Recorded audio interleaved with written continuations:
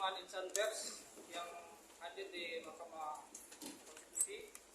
Hari ini saya sebagai koordinator loyalis Partai Golkar telah memberikan dukungan surat resmi pada Ketua Mahkamah Konstitusi yang insya Allah beliau akan membaca putusan pada hari Senin terkait dengan batasan umur capres dan cawapres di bawah paling rendah 35 tahun.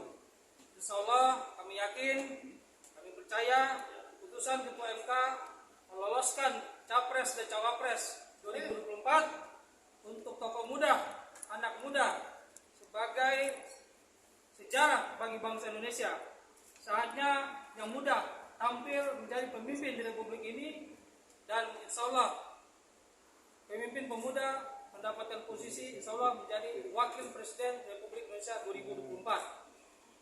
Sebagaimana yang kita lihat di zaman pemerintahan Jokowi saat ini, kita bisa lihat bahwa menteri termuda juga ada di Menpora yang saat ini berumur 35 tahun, dan kita sampaikan juga kepada Ketua MK poin-poin yang kami sampaikan adalah salah satunya mempertimbangkan dan memperhatikan Undang-Undang 45 bahwa ada hak dipilih dan hak memilih sebagai warga negara yang sama. Kenapa bupati, gubernur bisa terpilih di umur muda juga yang kita bisa lihat di bangsa Indonesia, dan kenapa wapres tidak bisa? Maka itu menjadi acuan, menjadi landasan, dan semoga keputusan Ketua MK ini pada hari Senin nanti menjawab aspirasi pemuda Indonesia dan rakyat seluruh Indonesia. Mungkin dari saya ada yang merah putih. Ya, merah. Kabulin aja lah. Ini kan Ini satu perahu. baik. Saya Maju sedikit, Pak. ya. Baik. Saya mau menjelaskan sedikit ya. Ini kan batasan usia 35 tahun itu bukan hal yang baru. Justru kalau kita semangatnya mengacu kepada Undang-Undang Dasar 45, setelah di amandemen terakhir, ya, itu yang muncul itu usia 35, 40 tahun itu kemudian 2017. Jadi sekarang semangatnya kita kembalikan marwah dari 40 ke 35. Jadi semangatnya harus ke sana. Gitu. Jadi ini bukan mengada-ada, bukan. Konteksnya undang-undang mengenai masalah usia 35 itu sudah dicetuskan terlebih dahulu, yaitu di Undang-Undang Nomor 23 tahun 2003. Artinya sudah lama sekali, dan beberapa kali pemilu menggunakan sistem 35 usia minimum capres dan cawapres. Jadi gak usah ragu, karena undang-undang itu sudah ada. Jadi MK pun dalam konteks ini bukan menciptakan atau merumuskan hal-hal yang baru. Kembalikan marwahnya kepada Undang-Undang Nomor 23 tahun 2003. Ya, terima kasih. Pak Suhadi. Ya. saya Lisman Hasibuan. Saya dari tim hukum Merah Putih. Kita ini satu gerbong karena kita relawan Pak Jokowi. Dan kita mendukung Gibran bukan karena konteks kepentingan Presiden Jokowi sebagai ayah daripada beliau, bukan. Kita melihat pada reformasi dalam bidang pembangunan, karena kita harus mempercayai ke depan itu Indonesia harus dipimpin oleh anak-anak muda. Ya, kita capek dengan orang-orang yang selama ini membohongin kita, capek, betul-betul capek. Kita cuma dikasih gula-gula pada saat pemilu, setelah itu kita dilempar, diacuhkan, gak didengerin dan sebagainya. Itu jangan sampai terjadi lagi. Ayo 2024 sampai 2029 ini mencapai negara emas itu bisa tercapai. Ya, oke. Pak Polisi, bagaimana dengan tanggapan para Ini kan saya bilang tadi, undang-undang ini sudah ada. Jadi apa sih yang dirisolkan lagi? Kecuali putusan ini ya betul-betul menganulir undang-undang yang ada. Kan undang-undang sudah ada. 2003 saya bilang tadi itu sudah menggunakan usia minimum itu 35 tahun. Kesana aja konteksnya.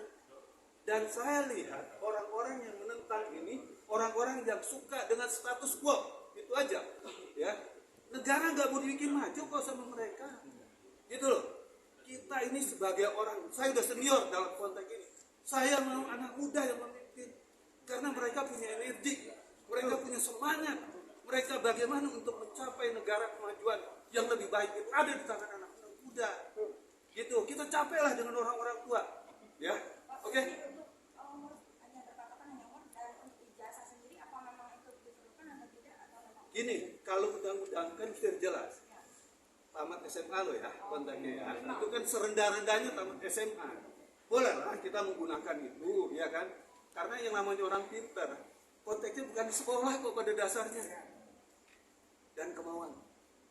Kalau ini nggak ada, kemauan nggak ada, nggak bisa. Mau pendidikan profesor dan lain sebagainya, ya korup-korup aja, ya kan? Justru kita lihat sekarang ya, negara rusak itu karena banyak orang-orang berpendidikan tinggi ikut arus, gitu loh. Lebih baik kita percaya kepada pendidikan yang rendah, tapi punya semangat yang kuat. Indonesia ini negara kaya, itu yang perlu kita perhatikan sekarang ini. Makanya saya minta kepada seluruh bangsa Indonesia, dukung keputusan MK ini untuk bagaimana anak muda menjadi bagian terdepan dalam pembangunan. Terima kasih. Artinya Pak, secara hukum ini bertentangan dengan undang-undang apa Pak? Sebetulnya ya, kalau kita melihat Undang-Undang Dasar 45 yang asli, ya itu kan tidak ada mengatur masalah batas. Ya kan baru amandemen terakhir 10 Agustus 2022 kan baru dari sana semangatnya. Jadi kalau dibilang katakan ini sebagai undang-undang yang harus dihormati, enggak juga. Bukan kita nggak menghormati undang-undang, bukan. Ya, kalau saya lihat kan semangatnya 35, ya udah itu aja yang dipakai. Ya, Ini saya lihat kan ini ada undang-undang ini, ada undang-undang dasar nih ya, undang-undang dasar. Apa isinya Bang? Bacain Bang. Saya bacakan ya. Ini pasal 27 ayat 1 Undang-Undang Dasar 45 yang berbunyi segala warga negara bersamaan kedudukannya di dalam hukum dan pemerintah dan wajib menjunjung hukum dan pemerintahan itu dengan tidak ada kecualinya. Kedua, pasal 28 ayat D ayat 3 Undang-Undang Dasar 1945, pasal ini juga memuat aturan kesamaan hak warga dalam pemerintahan. Setelah itu dalam Undang-Undang tentang HAM turut diatur semua warga negara berhak dipilih dan memilih dalam pemilu. Jadi apa lagi salahnya? Iya kan? Wajar dong. Kembali ke Undang-Undang 45, kita kasih kesempatan untuk anak muda memimpin Republik Indonesia. Ya kan? Insya Allah 2024 ada anak muda menjadi wakil presiden Republik Indonesia.